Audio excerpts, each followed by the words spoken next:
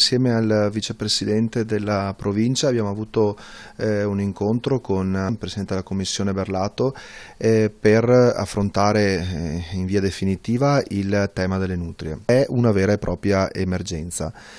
Finalmente la nutria, che non è specie cacciabile, potrà essere catturata dai cacciatori o dagli aventi titolo appunto all'uso delle armi, potrà essere cacciata e verrà nello stesso tempo portata in luoghi deputati per lo smaltimento. Sta causando problemi che sono incalcolabili sia dal punto di vista idrogeologico nel settore dell'agricoltura e ancor di più nel settore della sicurezza e viabilità, perché ricordiamoci che sono bestie che arrivano a stazza fino a 10 kg e per cui possono costituire dei problemi molto gravi anche per la sicurezza e per la viabilità.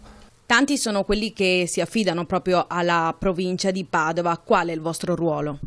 Il ruolo della provincia nella legge regionale sarà un ruolo molto importante, perché è un ruolo di coordinamento delle attività che faranno i comuni. Per esempio verrà stanziata una somma di denaro ovviamente proporzionata ai generi di intervento che vanno fatti nei territori, e sta alla provincia il compito di coordinare i comuni, che a loro volta coordineranno appunto i cacciatori o le persone deputate appunto con titolo per l'utilizzo dell'arma e quindi per la cattura delle bestie, per cui il ruolo della provincia torna alla provincia, una competenza che lo era fino all'anno scorso, una competenza di primaria importanza proprio per la gestione dei territori e dell'emergenza nutria. E il 5 aprile andrà in approvazione in regione, per cui noi confidiamo su questa data e soprattutto confidiamo sull'esito favorevole di approvazione di questa legge.